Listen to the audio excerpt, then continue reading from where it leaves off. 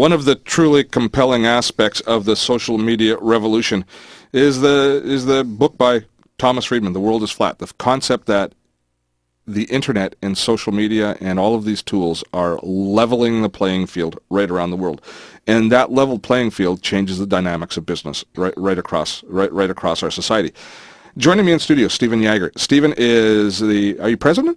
What's your job title? I'd say co-founders. Co-founders, good enough. OutsourcingThingsDone.com. Now, Stephen is one of the new young guns of the Vancouver new media scene, and they've developed a wonderful website and a web service, which is all about finding knowledge workers, but finding them overseas. Thanks for coming in. Thanks for having me. First of all, how did you get started in the whole concept of outsourcing? What started you on that process? We've got my business partner and I have another company called Ubertor that's real estate software, and we've been doing that about 10 years. And about 3 or 4 years ago, we decided to start outsourcing ourselves, sort of dabbling in the outsourcing game and playing with workers overseas and just getting a feel for how that works to work with somebody that you've never met. And so we started in the Dominican Republic, found a few great guys, liked how it felt, liked how it worked, liked the tools that the internet enabled us to be able to do this. So you were using them as knowledge workers in your company, yes, helping to develop your application. Yeah, well, we started with customer service. Okay. And so we had a couple guys doing customer service, liked how it was working. We realized that there was some cost savings for us, so we sort of took a radical step, shut down the office in Vancouver, and literally picked up and moved everything to the Philippines. Wow. So we have a full 150 seat office in right in Manila, where Ubertor is now a client of the outsourcing business, and then we lease that labor from that Philippine office back into the North American market. So when we think of outsourcing, typically speaking, most of our listeners are going to think, oh, outsourcing is the local school district hiring a janitorial service instead of using employees. That's number one. Or they think on the grand scale, Microsoft has moved all of their customer support to India.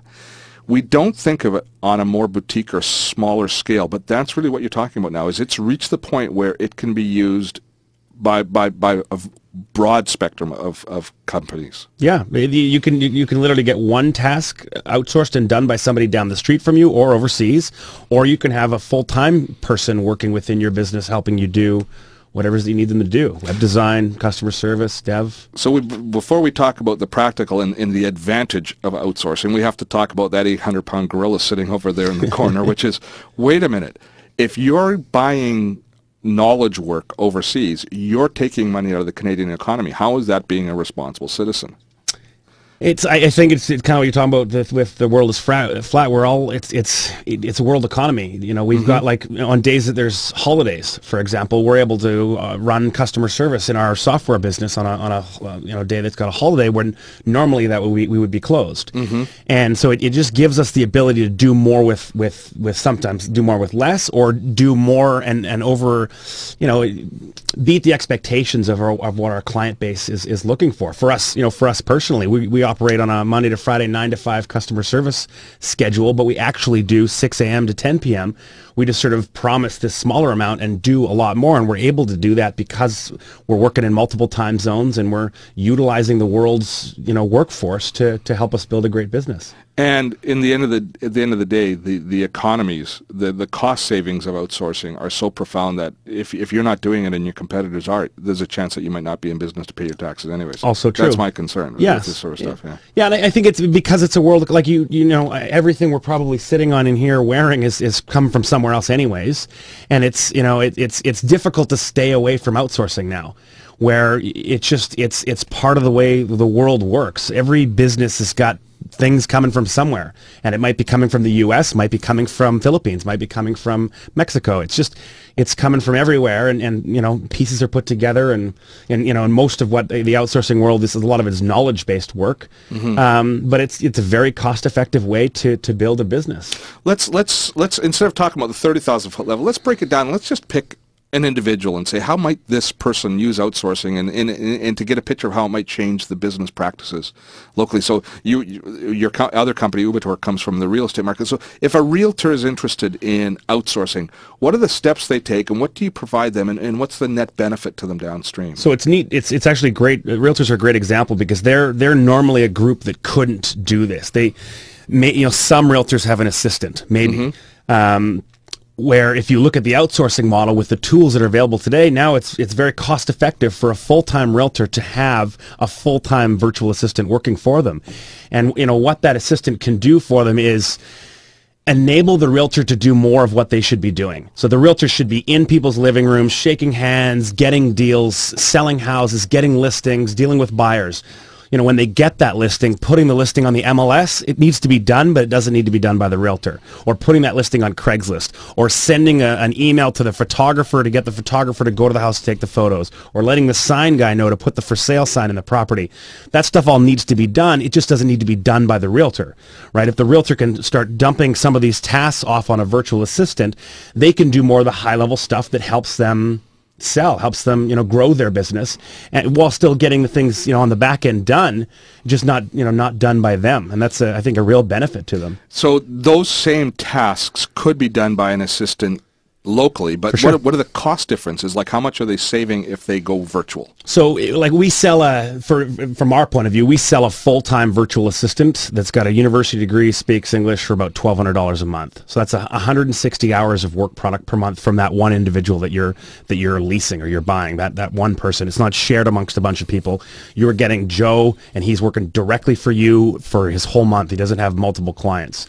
Wow. So I guess that's really important, because training the person, if you're working that intimately with somebody like a realtor, which is all about relationship management, you need to have an assistant that you can trust that's going to treat your clients properly, not going to make mistakes, because every mistake is so costly. Totally. So the training is a major component, and the trust is a major component of that. So having a full-time person, probably essential. Yeah, and because the costs are so low, it makes it, it allows you to have a full-time person. A regular full-time person here, $3,000, $3,500 a month, you could have 3 or 4 people for the cost of that. What about the process of actually managing this person? I mean, it's one thing to be able to look across the desk or go into the next cubicle or next office and say, John, I need this done. Or, yes, even if you're dealing by texting and emailing, you still look across and see if they're doing it. How is that management process different if the person's in Manila and you're in Vancouver? So it's a good question. So we're a little bit unique in the way we don't just sell you a human or a helper or somebody to work with in your business. We also try and give you some of the tools to help you be able to succeed. And one of those tools is setting you up with a wiki. So we would set up a wiki for your business. It's a lockdown website that's basically a systems manual, procedures manual, but it's online. And the idea is we set it up with, here's the Philippine time zones, and here's what kind of a computer your guy is on, and but the basic stuff that we know we can put into the wiki, and then we show the agent or the client, whoever it is, in this case it's a realtor, how to fill that wiki out with systems and procedures within their business.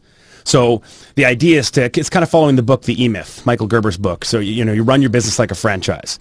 So you create this wiki around every single system and procedure that goes on in your business. So when you get a new listing, a realtor gets a new listing, there's 50 things they do to deal with that new listing. And they do it every single time, and they just know what they're doing. The key is to start documenting that stuff online, so that when you're looking at those 50 items, you could pull some of them out and be like, okay, these 13 can be done by anybody. It just needs to be done. It's not, brain surgery. These 10 require a little bit of skill, but with some basic training, there'll be no problem. And then these ones are left for me because I'm the realtor or whatever. So the challenge, as with all wikis, is getting the knowledge out of the wetware, out of your brain, out of your head, into the software. Yes. And if you can do that, and for all business managers and for all entrepreneurs, which I mean realtors are really entrepreneurs, the challenge is giving up control, is giving over that service. So that's probably the challenge you face with them. A little bit, and it's with all types of clients. This is a matter of it's painful to write things down when you could make it quicker,